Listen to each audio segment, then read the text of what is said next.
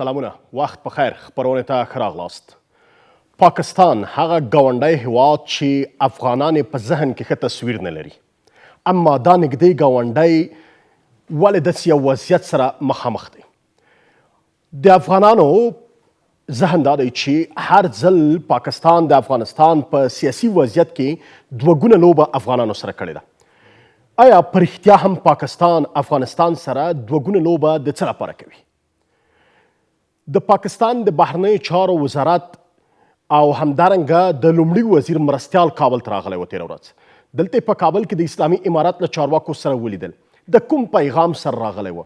دا په داسې یو حالت کې راځي چې هر ورځ په ډېره ناوړه وضعیت کې افغان کډوال له پاکستان څخه ایستل کیږي. افغان کډوال چې په پاکستان کې دي هغوی خبره دا ده چې یوازې په یو جوړ له کالیو کې دوره ایستل کیږي، سرمایه ترې اخیستل کیږي، هیڅ نه ورسره پرېښودل کیږي چې افغانستان ته راشي. آیا د اسلامي امارت چارواکو په دغه لیدنو کې د پاکستان له دې لوړپوړي ډیپلومات څخه آیا د دې پوښتنه هم کړې چې ولې دغه ډول وضعیت باید له افغان کډوالو سره وشي؟ همدارنګه پاکستان هر ځل په نړیوال سټیجونو کې د افغانستان په اړه باندې ادعاوې کړي، ویلي دي چې ټي ټي پي په افغانستان کې ده. له دې سره چې سرپرست حکومت هر ځل همدا خبره کړې چې ټي ټي پي په افغانستان کې شتون نه لري او نه هم اجازه ورکوي چې د افغانستان خاوره د پاکستان پر ضد یا د کوم بل هیواد پر ضد وکارول شي. اما پاکستاني چارواکو بیا دغه مسئله ته پام نه دی کړی. همدا اسحاق دار و چې ویلي و چې په افغانستان کې له امریکایي ځواکونو څخه پاتې وسلې اوس مهال د ترهګرو لاس کې دي. هدف یې څوک و؟ همدارنګه بله مسئله د سوداګرۍ مسئله ده. کله چې د افغانانو د افغان سوداګرو بحث دا دی چې کله په افغانستان کې د میوې فصل را رسیږي پاکستان بندرونه بندوي او کله چې د هغوی د میوې وخت شي نو دروازې خلاصوي. آیا دا هم مطرح شوي دي او که نه دي مطرح شوي؟ په دې موردو باندې بحث کوم. په بحث کې را سره په پاکستان کې د افغانستان سفیر مولوي سردار احمد شکیب دی را سره. شکیب صاحب ډېره زیاته مننه. په لومړۍ خوا آریانا او آریانا نیوز ته ښه راغلاست. مننه تاسو ته او ستاسو له طریقه ټولو هیوادوالو ته سلامونه او نیکې هیلې. کور مو ده. راځئ بحث له دې را شروع کړو چې تازه مورد باندې دی.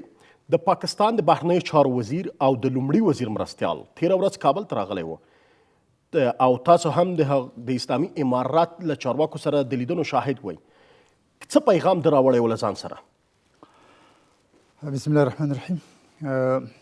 طبعا تاسو ته معلومه ده چې د هیوادونو ترمنځ ډیپلوماتیک سفرونه لوړه کچه او کښته کچه کیږي، همیشه دا یو معمول ده. د پاکستان د بهرنیو چارو وزیر او د صدر اعظم مرستیال ښاغلی اسحاق ډار په مشرۍ باندې یو لوړپوړی پلاوی چې پرون راغلی و او په دې کې یوازې د تجارت اړوند مسایل نه وو، هر اړخیز مسایل وو. دوی له ځان سره راوړي وو او د دې د بهرنیو چارو وزارت کې لومړی ملاقات و، بیا یې د محترم رئیس الوزرا صاحب سره و او د ریاست الوزرا مرستیال حنیفي صاحب سره ملاقات و. نو په مجموع کې ملاقاتونه شو او خبرې په مثبت انداز وسوې او موږ امید لرو چې انشاءالله دغه کړې وعدې او ژمنې به عملي هم سي او نتیجه به ولري، دواړو هیوادونو په ګټه به وي. سفیر صاحب، اول خو باور دی په دې نور موضوعات په بحث کې مطرح شوي هغې ته راګرځم. د افغانانو خبره دا ده چې عام ذهن چې مطالعه شي پر همدې باندې دی چې پاکستان هر ځل افغانستان سره ژمنې کړي، که څه هم له ده څخه وړاندې نور د بهرنیو چارو وزیران هم راغلي وه. خبره کیږي، ژمنې کیږي، اما عمل بل څه وي. عمل د افغانستان په وړاندې باندې دوی برعکس دی وینا کوي. آیا دا ځل سفر به هم همغسې وي چې عمل بل څه وینا بل څه وي؟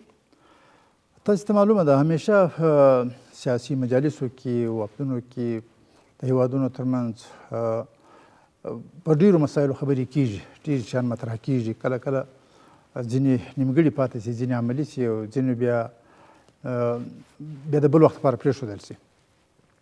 په دې مجالسو کې هم ډېرې خبرې وسوې، واقعا لکه تاسې وویل ډېرو مسایلو باندې ژمنې وسوې، انشاءالله چې عملي کیږي به هم او تر ډېره حده موږ امیدوار یو. او که چېرته عملي کیږي نه پاتې کیږي بیا به نتایج هم داسې وي چې حالات به همداسې ترنګلي پاتې کیږي.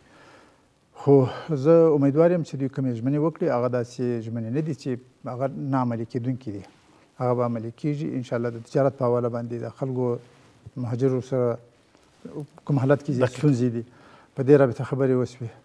دا داسې مسایل اوس اکثره د دواړو هیوادونو سره مشترک په ګټو درست نو طبعا عملي کېدونکي برېښي انشاءالله. سفیر صاحب د پاکستان د بهرنیو چارو وزیر په داسې حال کې افغانستان ته راځي چې موږ او تاسو هر ورځ د افغانستان په بندرونو کې د زرګونه افغان کډوالو د جبر د ایستلو شاهدان یو. افغان کډوال وایي چې یوازې په یو جوړ جامو کې له پاکستان څخه دوی په زور باندې وستل کیږي.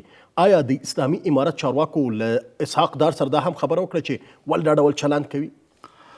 تر ټولو لومړی خبره چې د اسلامي امارت د مسؤلینو لخوا ورته وسوه، خصوصا د رئیس الوزرا صاحب لخوا ورته وسوه، هغه تر ټولو همدا د مهاجرینو موضوع په ډېر شدت سره په ډېر تفصیل سره او په ډېر واضح الفاظو هغې سره یاده سوه او هغه مشکلات هغه ستونزې چې افغانانو سره مخ دي د مهاجرینو سره مخ دي دا ښه په تفصیلي ورسره یاده سوه. البته هغوی ته دا وویل سول چې موږ ستاسو له دغه پرېکړې سره چې تاسو مهاجر باسئ دا ستاسو خپله پرېکړه ده چې هر څه کوئ، خو د خلکو په باعزته طریقې سره د خلکو رایستل باید یقیني سي او موږ غواړو چې د هیڅ افغان ته هیڅ مهاجر ته هیڅ نوع ضرر ونه رسیږي یا د هغوی درایي ته هغوی جایدادونو ته د هغوی عزت ته او د یو ښه میکانیزم له مخې راوایستل سي. دا زموږ دپاره یو ډېر مهمه موضوع ده، مهمه خبره ده او په دې باندې موږ ټینګار کوو. په هر مجلس کې دا سره یادونه وشوه، خو د رئیس الوزرا صاحب لخوا ډېر ټینګار باندې وشو او هغوی پوره ژمنې وکړې چې موږ په دې رابطه مکمل تاسو ته اطمینان درکوو چې هیڅ نوع به مشکل به دوی ته نه رامنځته کېږي. په دې رابطه هم کمیټې جوړ کړې دي چې خلکو شکایت واورېدل شي، خلکو درایي دغو ته نقصان ونه رسېږي. دا دپاره مختلفې کمیټې ذکر کړلې او د مسؤلیت سپارلې د مختلفو اداراتو ته په هر وخت کې به یې غږ اورېدل کېږي. انشاءالله تاسو شکایت به وانه اورئ. سفیر صاحب بحث دا دی دوی چې کومه خبرې کړي هغه بیا هغه روایت سره چې په پاکستان کې افغان کډوال کوي چې تاسو هم له نږدې هغو سره په تماس کې حتما یاستئ ځکه هلته ماموریت لرئ، هغې سره تفاوت لري. دوی وایي چې موږ کمیټې جوړه کړي تر څو د شکایتونو ته رسېدنه پکې ترسره شي. تاسو ته پرون په ملاقات کې ریاست الوزرا کې همداسې ویلي. اما افغانان چې په پاکستان کې مېشت دي هغوی وایي چې د کورونو دروازو تر شا راځي، دروازې ورټکوي، ماشومان له خوبه راپاڅوي او ورته وایي چې نور باید له دې ځای څخه ووځئ، په زور یې په موټرو کې اچوي، نه ښځه پرېږدي، نه ماشوم پرېږدي، نه نر پرېږدي، ټول په ما یو جوړ کالی کې راباسي او کور هم ترېنه قلفوي. دا بیا بل روایت. متاسفانه دغه وضعیت د موضوع زه له ډېر وخته شاهد یم، هلته اوسېږم، دورې له نږدې وینم ټول مسایل او د مهاجرینو ډېر موضوعات ما ته راځي او زه خبرېږم هم ځینې مسایل چې زه خپله هغه ځینو ساحو ته تللی یم، یعنې خپل کسان هم لېږلي د سفارت چې دا خبره یقیني کړو چې واقعیت هلته دا شی موجود ده، دا کیسه پېښ شوې ده، دا نه ده پېښ شوې. ځینې داسې مسایل دي چې د دغه لا هم زیات پېښ شوي دي، ډېر واقعي دي او ځینې بیا ډېر جدي نه وو. خو دغه موږ مکمل مستند هلته په پاکستان کې د حکومت سره شریک کړي دي، مستقیم ملاقاتونه سره کړي دي او په لیکلي شکل مو کړي د مستند له ویډیوګانو تصویرونو دا شیان ورته ویلي دي.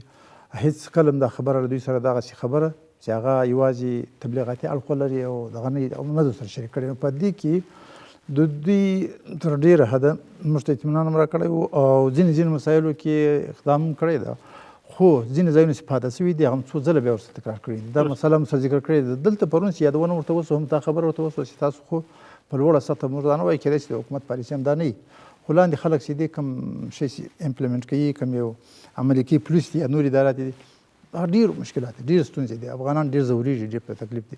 دا تېر څه مجالس زه به ته اضافه کوم چې تېر څو ورځې وړاندې چې د نورالدین حاجي صاحب د تجارت وزیر په مشرۍ باندې کوم هیات راغلی هم دغه مسایل هلته مطرح شول. یو مجلس کې هم دا خبره پاته شوې نه ده او تر ډېره حده دوی غوږ ته رسول شوې ده.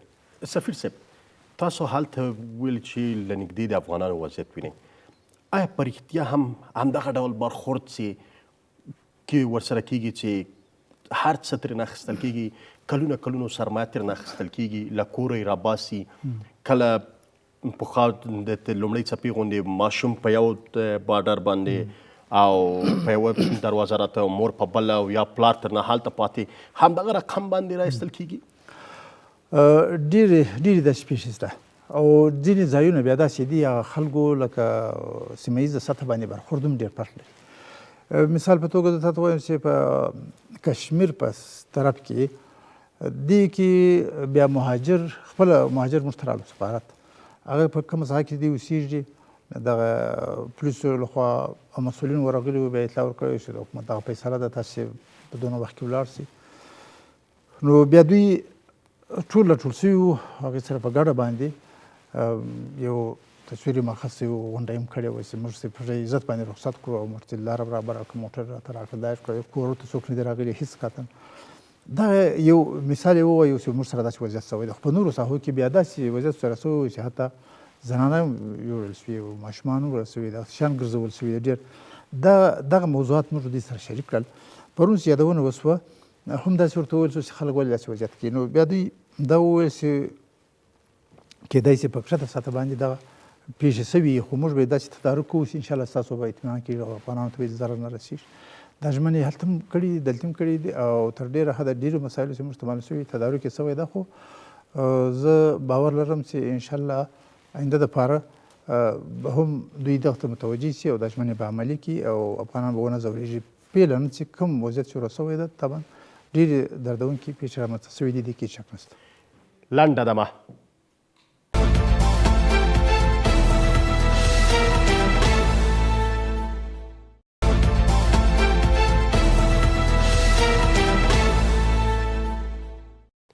بیا هم ښه راغلاست. سفیر صاحب په دغه هیئت کې آیا د امنیتي بنسټونو څخه هم څوک ول؟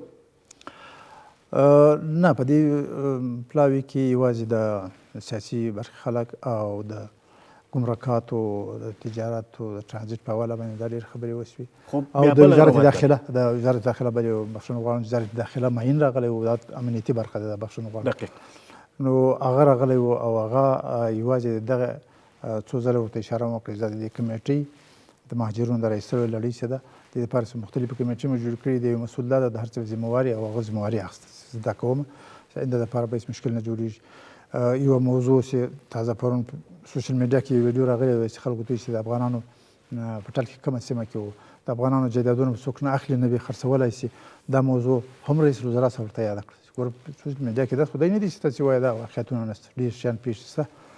نو هغوی وویل چې بالکل دا به یو خودسرانه عمل او هېڅکله د څوک اجازه نه کوي نه د حکومت پالیسي ده او نه به موږ تاسو ته اطمینان درکړو چې یوه ذره به چاته هېڅ مال ته نقصان نه رسېږي. درست. سفیر صاحب خودسرانه عمل تر کومې کچې پورې په مسجد کې په سپیکر کې ورته غږ کېږي په د خلکو د دروازو تر شا دروازې ورټکول کېږي د شپې په 12 بجو خلکو ته ورځي او ورته وایي چې پاکستان پرېږده ووځه افغان مهاجره څوک چې تذکیره لري څوک چې شناخته کارت لري څوک چې ویزه لري دې ته نه کتل کېږي. ماشوم ته نه د خوب له کمپلې سره اخیستل کېږي تربول کېږي مېرمنه له کوره ایستل کېږي افغان کډوال له کوره ایستل کېږي او دوی بیا وایي چې دا خودسرانه عمل ده. آیا تاسو ته من حیث یو ډیپلومات دا خبره د منلو ده چې دا یو خودسرانه عمل دی؟ ګوره په ټولو مجالسو کې ما درته وویل چې هلته هم دلته هم چې دغه هیئتونه راغلي دي له هغه ځای هم دغه موضوع ټولو دوی سره په تفصیل سره شریک شول او دوی هم پوهېدل چې ګوره دوی به هم خپله بار بار وضاحت کوی چې ګوره د حکومتي پالیسي ده نه ده حکومت دغه ډېر ځای دوی پر مثال ووایي چې کېدای شي ځینې وخت کې له پاکستانیانو سره داسې یو کار شوی خو هغه معنا یې دا ده چې موږ د دې تدارک کوو ژمنه یې کړې وه وعده یې کړې ده او دې دپاره هم کمیټې جوړې کړي دي مخنیوی به کوو دي دا بله دې چې دا یو بشري مسله ده انساني مسله ده ولې د چا یو حق ضایع کېږي ولې چاته توهین کېږي توهین کېږي دغه شی خو دوی بار بار وعده کړی ده. نو اوس که موږ وایو چې دوی یوازې ځینې پېښې دي هغه خامخا پر دوی باندې لازمي دا ګڼو چې خامخا به دوی دا کړي خو ځکه دوی په مجالسو کې دا موږ ته ویلي موږ پالیسي دا نه ده. فکر نه کوئ دا پر تاسو باندې یو فشار د وسیلې په توګه استفاده کوي؟ هر څه چې دي خو د افغانستان اوس مهاجرین چې دي مهاجر په پاکستان کې له کلونو راهیسې اوسېږي اصولا قانونا دا ده چې دا باید په درې اړخیز او دوه اړخیز شکل باندې دا مسله مطرح شوې وای چې د پاکستان دپاره هم دا بوج کم شوی وای د افغانستان دپاره هم نه وای او خلک هم نه وای متضرر شوي موږ خو امید دا و چې دا کار شوی وای خو دغه پرېکړې چې دوی د پاکستان حکومت د کوم اهدافو دپاره کوي دا د هغوی خپل کار ده. موږ غواړو چې افغانان په باعزته ډول په پاکستان کې که ژوند کوي هلته هم اوسېږي او که خپل هېواد ته راځي په باعزته ډول سره راشي او افغانستان اوس الحمدلله امن ده او اسلامي امارت ټول امکانات په کار اچولي دي چې د هغوی دپاره خدمت وکړي. نو موږ امید لرو چې انشاءالله د دوی راتګ به هم کامیاب وي او بهیر به کامیابي ایکسپرس ټریبیون ورځپاڼې راپور ورکړی ویلي دي چې داسې کسان له پاکستان څخه رایستل کیږي افغان کډوال چې هغه فقیر دي او مالداره کسانو ته څه نه ویل کیږي. تاسو همالته وینئ همدا ډول د راپور پر همداسې حقیقت لري چې پیسه دار ته څه نه ویل کیږي او فقیر به رایستل کیږي او که نه ټول کډوال باید راوایستل سي.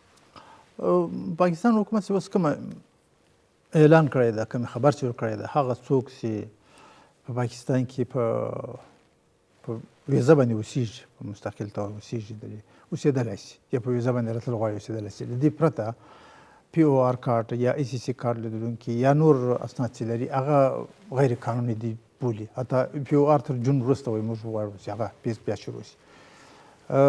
تر اوسه پورې دوی داسې واضح نه دي ویلي چې موږ څوک باسو څوک نه باسو، خو دا ویلي دي. البته که دا د افغانانو خپل مسؤلیت جوړېږي چې که چېرته سرمایهدار خلک هم راشي نو د هغې سره به د دې سرمایه گذاري وکړي، یو به هغه څوک چې راځي د دې سره غریبان خلک یا کارو سره روزګار به پیدا شي، د هغو دپاره مواقع پیدا شي او دوی دپاره سهولت شي. درست. خو یو پوښتنه ده د سفیر صاحب، یو سرمایه گذار دی، سرمایه گذاري کړې په پاکستان کې، کلونه 40 کاله حد اقل اوسېدلی دی، هلته د ژوند لپاره کار برابر کړی. که چیرې نن غواړي له پاکستان څخه راووځي افغانستان ته راسي خپل هېواد ته، د هغه سرمایه گذاري به هلته څنګه کېږي؟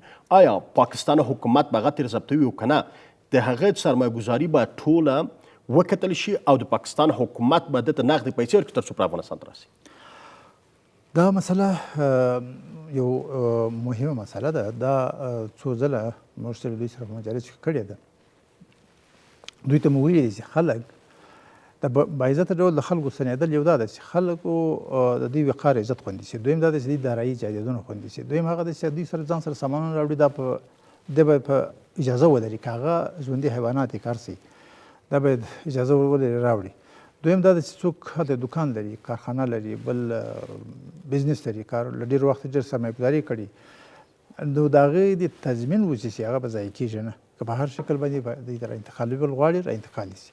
دا دوی موږ ته ویلي دي چې که چېرته تاسې ته داسې موارد معلوم وي چې د افغانانو کوم درایي کوم تاسې موږ ته لیست راکړئ. دا څو ځله مخکې مو پوښتنه کړې ده. او هغه کس چې څوک تجاوز سره کوي یا مثلا ظلم ورسره کوي، جنه ګرځي یا بل څوک جنه ګرځي، موږ به دغه تدارک کوو، هغه به مخنیوی کوو، خامخا به دته خپل حق ورکول کېږي. دا یې راته ویلي دي. بیا موږ د دې په رابطه باندې د خلکو تجارو خلکو سره څوک کاروباري خلک دي په هغې سره خبرې کړي دي. هغې ته مو ویلي چې تاسې که هغه څوک چې مشکل نه لري د مالونو په انتقال کې، هغه خو پر خپل ځای. یو ځینې خلک داسې دي چې پاکستان دي، د پاکستاني کس په اسنادو باندې خپل جایدادونه اخیستي، نو هغه که یا مشکلاتو سره لري، ستونزه لري او غواړي چې موږ سره د معلومات خپله شریک کړي، نو هغه اکثرو خلکو چې ویل چې زه مشکل نه لرم، ځینو خلکو زیاتره خلک یې اوس مشکلات یې درلودل، چا سره قرضونه پاتې وو، د چا سره دغه په نامه باندې موټر ده، دغه په نامه یو دکان دی، یو بله مسله ده. دا ټول موږ سره شریک کړي دي. لیستوار اوس هم هغه سلسله شروع ده، تر هر ځای به ثبتېږي به انشاءالله. دا بیا موږ حکومت سره شریک کړي دي. تقریبا 1500 شاوخوا پورې کسان چې یوازې په اسلام آباد پنډۍ شاوخوا دي کسانو موږ ته لیست راکړی دی چې زما له دې خلکو سره په پاکستاني سره مې دغه معاملات ده، دا مې پیسې پر باندې، دا مې کار ده، دا مې کاروبار ده، اوس ماته نه راکول کېږي، یا به دې کې زه ستونزې وینم، یا مې وخت پرانه ده، یا به زه څنګه طریقې کار څنګه دي. دا موږ حکومت ته شریک کړی دی. بیا دوی راته وویل چې په دې رابطه موږ جدي یو او دا به تعقیبوو، او تاسې دغه لیست راکړی دی، موږ کمیټه جوړوو او موږ خپل هم تثبیت کوو د دې مالونه دي جایدادونه. بیا دا دوی ته به حقوق ورکول کېږي. تر اوسه پورې دوی دښمن همدغه ده، او زه امید لرم چې تر هر حده پورې به موږ د دې وکالت هم کوو انشاءالله، او د افغانستان اسلامي امارت په مشرانو ټول مسؤلین ورته وویل دا خبر انشاءالله یقیني کېږي. سفیر صاحب، ځینې کډوالو چې موږ سره خبرې وکړي، هغوی بیا له ستاسو سفارت څخه هم ګیله لري، وایي چې په پاکستان کې افغان کډوالو سره ظلم او زیاتی حتی له انساني چلند څخه واوښت، انساني د اسلام د شریعت مخالف چلند ترسره کیږي، د ګاونډیتوب د انساني چلند نه ترسره کیږي، اما سفارت ته موږ پوښتنه نه کوي. آیا رښتیا ده؟ آیا سفارت د افغانانو پوښتنه کړې؟ زه دا منم چې یو ډېره غټه لویه تراژیدي ده. مثلا څه په میلیونونو کسان دي او د هغوی په رابطه باندې داسې ناڅاپه یو فیصله کول او ایستل په لنډ وخت کې په یک طرفه فیصله کول طبعا مشکلات بیخي ډېر، حتی حکومت لا تر کومه حده چې رسیدګي په کار وشي رسیدګي کړې وي هغه لا به لا نه وي سوې، مکمل زه نه وایم چې مکمل سفارت به دغه کړی، خو خپل وس هېڅکله نه ده سفارت سمولی. تر ډېر ځایه رسیدګي کړې ده، د هغوی غږ م اورېدلی ده او بیا چې په کومه موضوع خبر سوي وو که د افرادو له خوا څخه یې که په کیمپ کې وي که په ساحې ته وي خپل ټیمونه هم لېږلي دي او د دې معلومات هم راجمع کړي دي، هغه فورا د حکومت له مسؤلو چارواکو سره د پاکستان چارواکو سره شریک کړي دي.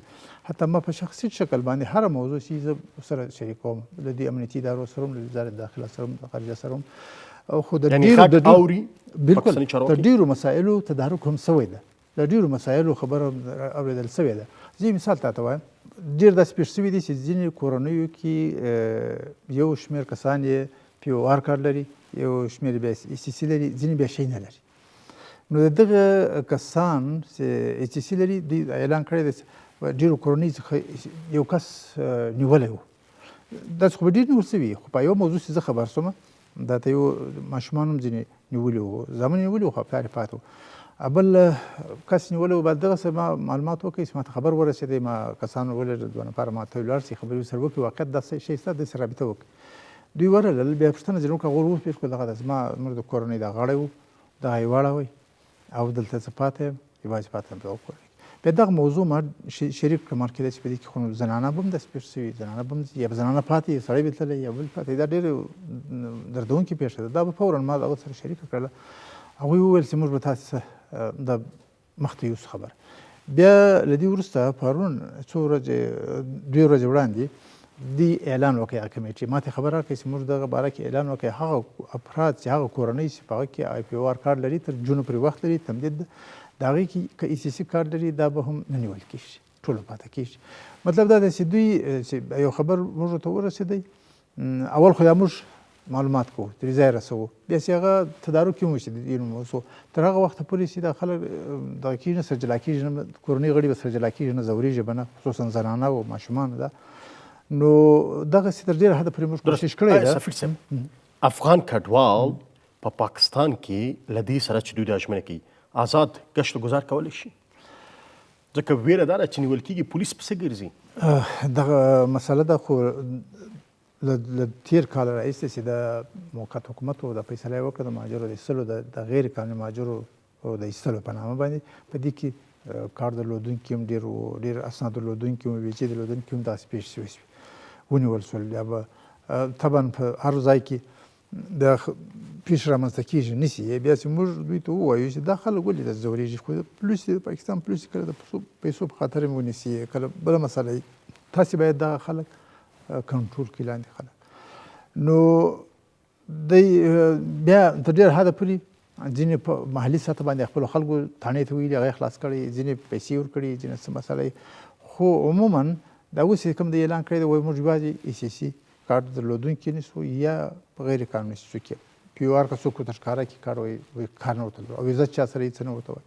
یعنې رشوت هم پکې شته، رشوت اخلي؟ طبعا د پاکستان کې پولیسو کې په سطح باندې تر ډېره حده پورې شته، ډېر ځایونه شته، دا موږ ورته ویلي ده او دې باندې دوی حکومتي چارواکي هم اعتراف کوي چې ډېر ځایونه به دغه دپاره هم کوي، کیدای شي موږ حکومت پالیسي نه یو پولیس یې کوي. دا خبرې بحث همدا مطرح کوي سفیر صاحب چې دوی په یو اقتصادي ناورین کې دي.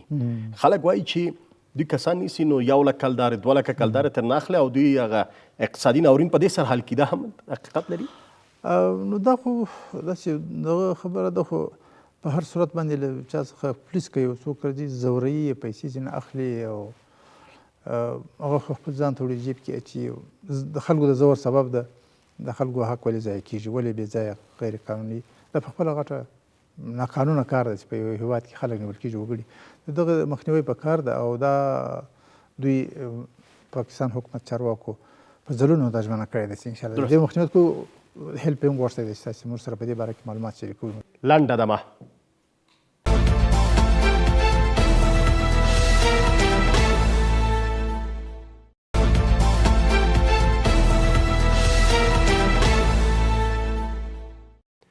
بیا هم ښه راغلاست. سفیر صاحب یو څه چې په افغانان ډېر ورته ځورېږي، کله چې یو انځور خپور شي چې هغه کې افغان مېرمنه او ماشوم د پاکستان د زندان د میلیشیا ته پراته وي، دا دردونکی ده. فکر کوئ دغسې وضعیت تر کله به دا ګاونډی چې کله د ورورۍ ادعا هم کوي افغانانو سره، آیا د ورور د کورنۍ غړي به د دوی د زندان د یا د جیل تر شا باید بولیږي؟ واقعا دا دردونکې ده، ډېره دردونکې پېښې دغه انساني مسله ده. بې له دې چې ته اوس یو ګاونډي خبره کوي یا د یو هېواد خبره کوي یا د یو بل، خو د انساني مسله ده، بشري مسله ده. خو دوی شعار به د ورورۍ هم افغانستان ته خو ورکوي. په هر صورت دغه شی ډېر مهم ده. سفیر صاحب په کومو ایالتونو کې دوی راباسي افغانان؟ په کومو ایالتونو کې دوی ډېر افغانان راباسي چې اوس مهال دغه څپه تیزه کړې؟ مهاجر خو طبعا په دغه کې ډېر اوسېږي، په خیبر پښتونخوا کې سي دي او یا په بلوچستان په علاقه کې دی، په کراچي کې سي. کراچي کې له ډېر وخت راهیسې سلسله شروع کړې ده، بهیر شروع ده. هغه اکثر راوتلي هم دي. پنجاب کې چې کوم دي هغه خلک چې کیمپونه هلته هم شته، خو ډېر تعداد یې په خیبر پښتونخوا کې او بلوچستان کې دي. درست. خو خیبر پښتونخوا په اړه باندې بیا خبره دا ده چې افغانان اټکه پورې خاوره خپله ګڼي، نو څنګه پاکستان حکومت له خپلې خاورې څخه خپل افغانان راباسي؟ دا خو بېله مسله ده. اوس فعلا خو دغسې خبره دوی چې کوم اعلان کړی دی د هغو خلکو دپاره چې پاکستان ته اوس څوک اوسېږي، هغه که په خیبر پښتونخوا کې که په بلوچستان کې که په نور پاکستان کې، دوی د دغو پلان لري او هغه نور کوم اسناد لري په ویزه اوسېږي، هغو ته تر اوسه نه دي ویلي. دا نور مسایل خو بیل مسایل دي، دا تر اوسه پورې مطرح شوي نه دي، نه دي لخوا. سفیر صاحب تاسو دیپلوماتانو سره وینئ، حتی وزارت خارجه سره یې هلته وینئ، یو په یو دغه ډول تصمیم نیولو څخه د پاکستان موخه څه ده چې افغان کډوالو لپاره یارې 2 میاشتې مهلت اعلان کړه او بیا که مهلت پای ته رسېږي عاجل اقدام وکړه افغان کډوال په داسې یو برخورد سره وباسه چې هغه اصلا نه اسلام ایجابوي نه انسانیت ایجابوي؟ دا خبره موږ ډېر ځله مطرح کړې ده، همیشه مو ورته ویلي دي چې زموږ خو تاسو څخه داسې ډېر دغه غوښتنه نه ده، خو معقوله منطقي غوښتنه ده. په داسې شکل باندې په یو میکانیزم له مخې سي او په مشوره باندې وي، بلکې په 3 اړخیز شکل چې یونیسیار هم په دې کې شامل دی، ملګرو ملتونو اداره د دې لپاره کار کوي. دا به د پاکستان دپاره هم ښیي، دا بهیر به اسانه کړي او د مشکلاتو مخه به ونیسي، خلک به ځورېږي نه. دا خبره ښه وایي، خو دوی ته داسې ناڅاپي فیصلې کول دا ښه نه وي او یو طرفه ډول. بیا دوی وایي د دوی استدلال دا ده چې موږ خو له ډېره وخت هم دا فیصله کړې، 2014 کې هم کړې ده، تر هغه مخکې هم کړې ده، پخوا هم ویلي دي چې مهاجر چې کله افغانستان امن کېږي، سکون راځي، هلته دې ولاړ شي. موږ سره هم اقتصادي بحران ده، مشکلات هم دي او ناقانونه خلک دي دلته اوسېږي، دوی هم په تکلیف هلته ولاړ شي. وایي له پخوا څخه هم داسې څو پیزونو کې دا کار کړی دی. دا د دوی استدلال ده. نو دوی داسې عاجلانه فیصله نه بولي، حالانکې عاجل په کار دا ده چې په 3 اړخیز شکل وایي، بیا په 2 اړخیز شکل خو حتما وایي. حداقل سفارت ته خو باید اول ورکړي. دغه کړی وایي. نو طبعا دغه چې د دوی خپله پرېکړه. مولانا فضل الرحمن یو نفوذي څیره د پاکستان، هغه وایي چې پاکستان له دې څخه نورې موخې لري او تاسو مولانا فضل الرحمن سره هم لیدلي وه. تاسو ترې وپوښتل چې دغه خبرې څخه د هدف څه دی؟ د پاکستان له موخو څخه دا خبر ده چې د کډوالو تر شا څه موخې دي؟ دا ما په دې باره کې ډېرو سیاسیونو سره خبرې کړې دي، رسمیو سره کړې دي. دا په یاد مې ورته رسولی ده چې د مهاجرونو موضوع چې ده د افغانانو یو په دې باندې بشري مسله ده او موږ په دې زموږ حکومت او زموږ خلک زموږ ملت زموږ ولس په دې باندې خفه کېږي، په خصوصا په هغه صورت کې چې هغه ځورېږي، د هغوی څه تاوان رسېږي. نو دا ښه نه ده. ډېر خلکو چې دي په پاکستان کې هغوی په دې اړه باندې دغه پالیسي باندې په خپله د داخل پاکستان کې هم اعتراض لري چې طریقې کار دا صحیح نه ده، په دې باید سره غور وشي. داسې دوی خپل منځ کې د هغوی څه وایي، دا خو دوی خپل سیاست ده، خپل داخلي سیاست ته زه هغه نه پوهېږم چې دوی اهداف یې څه دي او دوی څه وایي، یو بل څه اعتراض لري. درست. سفیر صاحب له مهاجرینو اخوا که راوګرځو، بله مسئله د ټي ټي پي مسئله ده. هر ځل پاکستان افغانستان پرې تورنوي. د اسلامي امارت د چارواکو خبرې هم تاسو اورئ. کله چې په نړیوال سټیج کې امنیت شورا کې خبرې کېږي، منیر اکرم راپاڅېږي وایي چې ټي ټي پي له افغانستان څخه پاکستان داخلېږي او پاکستان ناامنه کړی دی او دا ډول مسائل مطرح کوي. فکر کوئ آیا په رښتیا تاسو همالته یاستئ ټي ټي پي د افغانستان له خاورې پاکستان ته داخلېږي او که نه، که چیرې دغه مسئله نه وي نو دوی ولې دا نه مني چې د افغانستان خاوره پاکستان پر ضد نه کارول شوې؟ ګوره داسې دي چې ډېر مسلې دي د افغانستان د پاکستان ترمنځ. یو مورد نه د ډېر بحثونه کېږي چې موږ ډېره غټه لوپول هم د راشد درشم زیاته ده، د خلکو تګ راتګ هم څه ولسونه هلته هم پراته دي، د لیم دي، تجارتي مسایل دي، ټرانزیټ مسله ده، دوی منځنۍ اسیا ته ځي، موږ هم ځو خپل مالونه کې خوته وړو. نو مسایل دغه ډېر زیات دي. په دې کې کمیونټي مسلې هم راځي چې یو بل څه شکایت وي، خلک راغلي خوا راغلي، دې خوا راغلي، دا ټول په دغه کې مجالسو کې مطرح کېږي، د لارې لټول کېږي او د اسلامي امارت موقف همیشه واضح سوی هم ده، واضح راغلی هم ده په ټولو میدانونو کې چې موږ پالیسي دا ده چې هېڅکله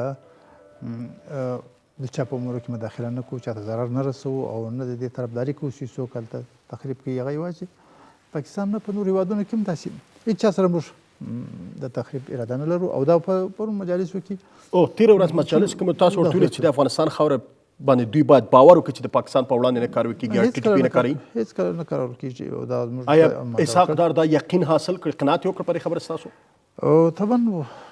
طبعا دا خامخا ځکه دا واقعیت هم ده چې دغه نه ده سوی. درست. آیا له دې سفر وروسته به پاکستان افغانستان په دې نه تورنوي چې د افغانستان خاوره ټي ټي پي کاروي؟ دا خو د وروسته خبرې دي چې ګورو چې مین خبره دا ده چې موږ په ټولو مسایلو باندې بحثونه هم سره ولرو او راشد درشه وسي، ځکه چې دا یو ذمهواري ده، یو مسؤلیت ده چې موږ په لوړه سطح باندې په حکومتي سطح باندې ټول دغه چینلونه خلاص سره ولرو او ټول مسایل سي، هر څه یې کار څه ستونزې چې دغه سره مطرح سي، ځکه چې دغه اختلافات وي، که خبرې وي، که میډیا کې یو که بل الزامات وي، دا مسایل نور هم سختوي او خلکو ولسونه ژوند سره. د پاکستاني چارواکو خبره به تاسو اورئ، هغو تاسو تورنوي، وایي چې تاسو ته سندونه درکړي، اسلامي امارت ته سند ورکړی دی چې خاوره د افغانستان کارول کېږي. بیخي دا خبره یعنې په یقیني ډول باندې بیخي کوي له دې سره چې حکومت بېرته ځواب ورکوي. مخکې وویل ما ته ټول مسایل چې دي ټول مجالسو کې مطرح کېږي او دې دپاره چینلونو ته بحثونه ورباندې کېږي او اسلامي امارت خپل موقف واضح کړی ده، واضح هم ده. انشاءالله چاته هېڅکله موږ چاته نه ضرر رسولی دی، نه په هغه اکټیویټي یا د هغه فعالیت نه موږ طرفداري کوو چې هغه چاته ضرر وي. درست. عاصم منیر د پاکستان د پوځ لوی درستیز وایي یو پاکستاني ژوند ورته مهم دی له ټول افغانستان څخه. ستاسو ځواب ورته څه دی؟ خبرې د هر چا خو خپلې خبرې، افغانان سیدي افغانان، موږ ته افغانستان مهم ده، افغانان راته مهم دي او موږ دغه که په هر ځای کې، که په داخل کې، که په بهر کې، نو موږ ته خپل خلک قدر لري، موږ خپل راباندې ګران دي او موږ مسؤلیت لرو اسلامي امارت ته د حفاظت په هر صورت باندې خپل فریضه وجیبه ګڼي، د هغوی عزت، د هغوی دارایي، د هغوی مال، هغه که هر څوک یې په هر ځای کې، په هر هېواد کې د ژمنتیا لرو او هېڅ چا ته اجازه هم نه ورکوو چې مثلا څوک وځوروي افغان، که په هر نامه باندې وي، داسې څوک څه خبرې کوي، دا خو د هغوی خپل کنټکس ده، د هغوی خپل کار مناسب دی نه دي. سفیر صاحب، پاکستاني چارواکو هر ځله په افغانستان کې د بشري حقونو مسله هم را مطرح کړي، د سیاسي ساختان مسله هم را مطرح کړي. تاسو سره په مجالسو کې دوی څه وایي؟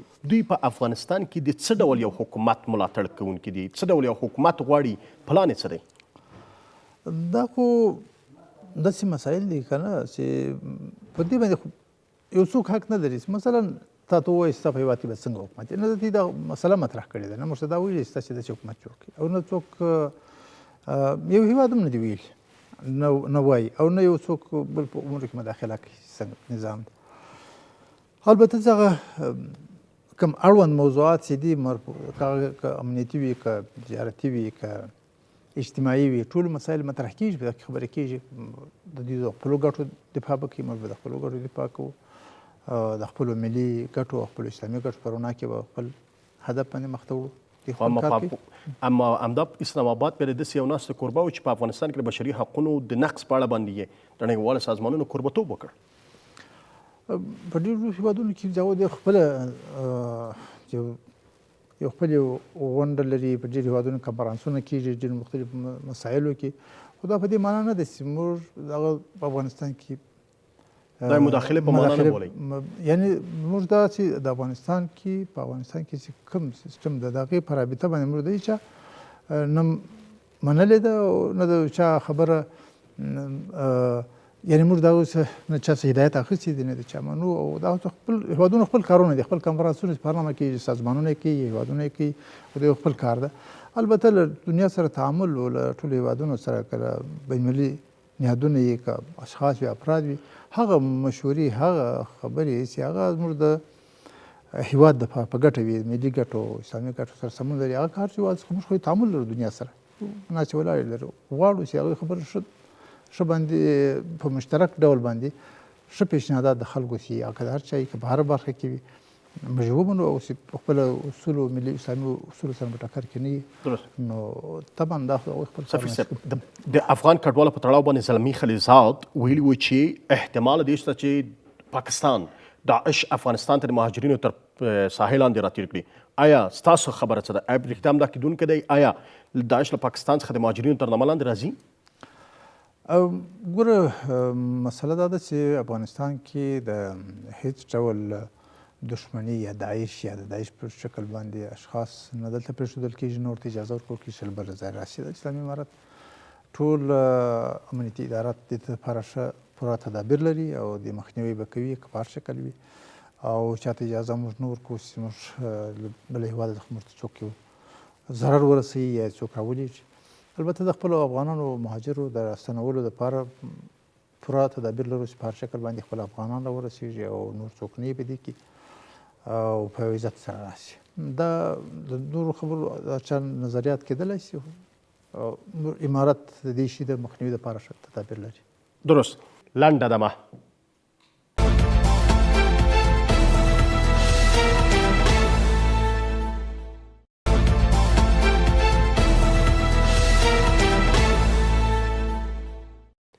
بیا هم ښه راغلاست سفیر صاحب د پاکستان بهرنیو چارو وزارت ویلي وو چې که چیرې په افغانستان کې د امریکایي وسلې چې امریکا یې د غوښتلو اوسمهال خبره کوي پاکستان ورسره همکاري کوي او دوی هم له دغه برخې څخه ویره لري دا معنا څه ورکوي ما مخکې تاته وویل چې د افغانستان خپل داخلي مسایل هغه افغانستان په دې ټولو مسایلو باندې پوهېږي او خپله یې سمبالوي او د افغانستان کې څه دي د افغانستان خپل ملکیت دی هغه چې هر چا څه ویلي دي د هغوی خپل ځای خپله خبره د هغوی کار ده اما افغانستان هر څه چې غنایم دي که وسلې دي که چې افغانستان خپل حق دی خپل غنیمت ده او اسلامي امارت په دې کې د حفاظت دپاره هغه محفوظ دي هر څه خو درست دوی وایي چې دا د پاکستان پر ضد هغه ډله چې جنګیږي یعنې هدف د دوی په باور چې ټي ټي پي لاسته ورغلي دي آیا رښتیا ده آیا فکر کوئ چې ټي ټي پي د افغانستان د وسلو ګټه واخلي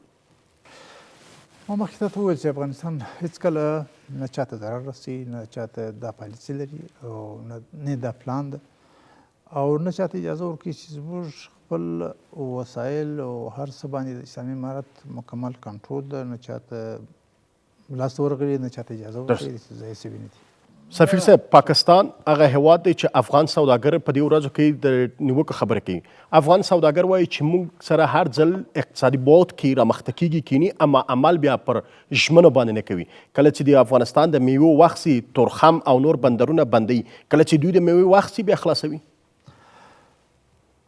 بالکل همدا خبره په د مجالسو کې مطرح شوې ده او تجاران څو ځله موږ لیدلي هم دي دغه رقم پیښ شوي دي لارې بندې شي د لارې نقصان کوي پرون چې دا کوم مجالس وسول رئیس الوزرا صاحب هغوی واضح ورته وویل چې ګوره دا کومه تګلاره ده چې د افغانستان له طرفه هیڅ حق نه لري یو کس پرته له یا امیرالمؤمنین حفظه الله یا له رئیس الوزرا څخه ورپورته له دې څه لاندې هېڅوک د دې اجازه نه لري چې لاره بنده کړي یو ځای خو ستاسو له طرفه ولې بندېږي بیا هغوی هم ژمنه وکړه چې موږ به دا نه بندوو مشکل دا ده چې همیشه که لاره بندېږي خلک متضرر کېږي خصوصا افغانان د میوو په موسم کې او دغه رقم دغه طرف ته خلک متضرر کېږي نو په دغه مسلو باندې یو میکانیزم د ضرورت ده چې په هغه باندې کار وشي بیا خبره دا هم وسوه چې هغه اپټا غوندې یو اګریمنټ یو هغه امضا سي په دا کې ټول مسایل راسي چې لیکل سوي شکل باندې وي تر څو د ستونزو مخه ونیوله سي او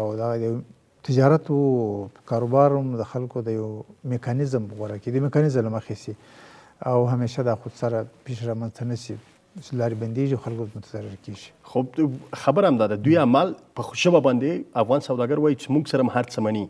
تازه مورد کې د صنعت او سوداګرۍ وزارت سرپرست په مشرۍ باندې بین الوزارتي یو هیئت پاکستان ته لاړه، د همدې سوداګرۍ په موضوع او مهاجرینو باندې بحث وکړ. هلته هم بحث پر همدې شو دی. فکر کوئ چې دا ځل د پاکستان دې ته صادق څه چې په خوله ویلي د هغه د عمل کړي؟ زه خو امیدوار یم چې دا کار وشي، ځکه چې دوی هلته هم ژمنه کړې ده، دلته هم ژمنه کړې ده چې په ځینو مسلو باندې اتفاق هم شوی ده چې کومې ستونزې ټرانزیټ په برخه کې وې د کراچۍ په بندرونو کې کومې نکات چې خلکو شکایت درلوده هغه هم دوی وویل چې دا به حل کېږي د جون تر اخرې نیټې پورې، او کېدای شي یو دغه برخه کې چې اپټا غوندې یا هغه یا پی ټي اې غوندې بل میکانیزم یې په هغه باندې لاسلیک شي او د دې په دغه ستونزې چې رامنځته کېږي د دغې مخنیوی وشي. آیا له دغه سفر څخه وروسته به سفیر صاحب د دې شاهدان ونه اوسئ چې تورخم بیا بند شي او غلام خان بند نشي، سپین بولدک بند نشي، د واګه بندر بند نشي؟ زه خو امیدوار یم چې دا کار ونه شي. او په پاکستانیانو څومره باور لرئ؟ یعنې تر اوسه پورې چې کله ډېرې ژمنې شوي دي هغه عملي شوي نه دي. زه په دې دا متاسفانه واضح ویلی چې ډېر شیان نه دي عملي شوي، خو موږ امید کوو یعنې همیشه داسې باید په ناامیدي کې ونه اوسېږو، هڅې به وکړو، مسؤلیت هم جوړېږي د ټولو اړخونو چې د خلکو ستونزې چې په هر شکل یې باید مخنیوی وکړو، نورې مزید اضافه نه کړو. پاکستان څخه حکومت څخه هم موږ دغه هیله ده او افغانستان همیشه دې ته ژمن ده او تر اوسه پورې دې هېڅکله لارې نه دي بندې شوي دي په ټرانزیټ په برخه کې دې ته مشکلات نشته. موږ هم امید کوو چې هلته خلکو ته مشکلات نه وي. تجارت ویزو په برخه کې دا غټې ستونزې تجارانو دپاره دا ډېر په شد و مد په دې تفصیل او جزئیاتو سره وخت په شریک شوي پرون په مجالسو کې دغسې وشول، دوی ژمنې وکړې. موږ امید کوو چې کارونه ښه مخته ولاړ شي. سفیر صاحب دوی ویزې قیمته کړي، حتی که چیرې افغان کډوال په پاکستان کې د هغو که ویزه اخلي نو تر حتی $1000 پورې مطرح شوه خبره چې تر فکر کوئ آیا افغان کډوال کولی شي په $1000 باندې پاکستان ویزه واخلي؟ متاسفانه دا ویزه په رابطه باندې ډېرې ستونزې وي، ډېرې مسلې دي او دا ما درته وویل چې مخکې هم موږ څو ځله شریکه کړې ده او دا پرون حل شوي هم نه دي.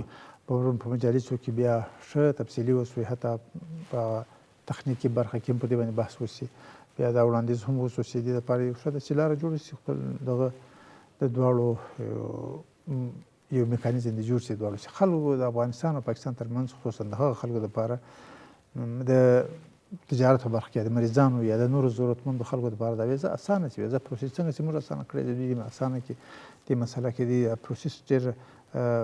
پروسیجر ډېر سخت او دغه لپاره زمینه مساعده کړې ده چې خلک پیسې اخلي او دوی خو ظاهرا وایي چې پیسې خو حکومت نه اخلي او خو ایجنټ اخلي او هغه د دې خلک نور اخلي، کمیشن کار یې خپل منځ کې. خو موږ ورته وویل چې دغه کله چې پروسیجر سخت شي لږ مشکل شي نو کمیشن کار راستی شي عادي کس نه شي راستی د خپل پوښتنې وړ خپل پوښتنې وړ نو واده ټینګه وکړه چې ان شاء الله دا موږ بحث کوو، احوال کوو به خصوصا تجارانو د مریضانو لپاره به باندې بخامخه اقدام کوو. یعنی سفیر صاحب له دغه سفر څخه وروسته پرون تر سره شو په پاکستان کې افغان کډوال یو څه باید ډاډه واوسیږي چې نور به د کور دروازې شاته څوک نه ورځي، په زور به نه راباسي، مال او ملکیت به نه ضبطوي. نو د دوی واضح خبره دا وه چې افغانان څنګه چې د افغانستان اسلامي امارت غوښتنه وه چې افغانان که تاسو باسئ هم په باعزته طریقې سره او له خپلو حقوقو بې نه ضایع کوئ او دغه زموږ همیشه سرخط ده او دا په دې باندې ډېر تاکید ورباندې وشو او دوی جدي ژمنه وکړه چې حتما داسې کوو ملکیت به بیرته ورکول کېږي، سرمایه به ورته راځي، شتمني یې ټوله که د شخصي وي که ډېر وي که لږ وي که د کور سامان یې هر څه وي په دې باندې ډېر په تاکید باندې ټینګار وشو او دوی ژمنه وکړه چې دا هېڅکله د هغوی حق دی نه ضایع کېږي. موږ به دا کوو دا به کوو بیا به ګورو. اوس پرون چې دغه ژمنې وشوې او اوس په اعلان کېږي په 48 ساعتونو کې بدون ساعتونو کې به دغه ټول اعلان وشي چې دا خود سره څوک دغه کوي اعلانونه کوي لکه په مسجدونو کې کوي د دغه مخنیوي لپاره به وایي موږ په 48 ساعت کې دوسره کې اعلانیه ورکړو چې خامخا حکومت دا پالیسي واضح کړي. نور اوس موږ به ګورو د مخ لپاره به ګورو. په لومړۍ څپه کې هم همداسې وه. په لومړۍ څپه کې اسلامي امارت له پاکستان سره بیا مذاکرات وکړل د مهاجرینو په راوستلو کې، اما افغانان د دې شاهدان هم څو چې له ښځو څخه حتی له میرمنو څخه حتی طلاو له غاړې ویستل شوه. بیا به هماسې برخورد کې بیا او که نه دا ځل به صادقانه دوی د رښتیا هم عمل کوي. موږ امید کوو چې انشاءالله دا پیښ نه کېږي او ځکه چې موږ د دې دفاع کوو او همیشه حکومت سره به درست. سفیر صاحب زه غواړم بحث هم راټول کړم او وړه پوښتنه وکړم. پاکستان د افغانستان لپاره یو ښه ګاونډی دی؟ ګوره داسې ده چې ته هر څه په بدلولی شي خو ګاونډی نه شي بدلولی. ګاونډی که څه هغه کم وي ته به هغې سره د خپلو خلکو د خپلو د شخصي جذباتو په بنا نه د خپلو خلکو د ملي ګټو خپلو حقوقو په رڼا کې ته به حکومت مسؤلیت دا جوړېږي چې هغه به یو مسؤلانه برخورد کوي تر حده پورې چې امکان لري هم خپل وقار وساتي هم خپل خپلواکي وساتي او هم د دې حقوق خوندي کړي او هم له خلکو سره تعامل وکړي. دنیا کې معمول ده د ټولو هېوادونو د ورور د حکومت ته د پاکستان حکومت ته د ورور د حکومت خطاب کوي؟ ګوره په ټولو دنیا کې د حکومتونو یو هېوادونه سره نږدې دي، هر یو بل ګاونډ سره یې څه مسایل وي، خو حکومتونه کوشش کوي چې په یو نه یو شکل باندې خلک نور پسې متضرر نه شي، خپل نور مخنیوی وکړي، خو د خپلو حقوقو دفاع به هم کوي، په خپل خپلواکي به هم ساتي او وقار به هم ساتي او د خلکو حقوقو دفاع به هم کوي. تعامل به کوو او زه امید لرم چې خلک دواړو ولسونو دواړو طرفونو ته چې خلک پراته دي متضرر نه شي د حکومتونو له پالیسیو څخه. ډېره زیاته مننه کوم. په پاکستان کې د افغانستان سفیر صدر احمد شکیب چې وخت مو راکړ کور مو ودان. خوشحاله اوسئ. له تاسو قدرمن لیدونکو هم ډېره زیاته مننه چې د خپرونې لیدونکو تر بیا ښه وخت.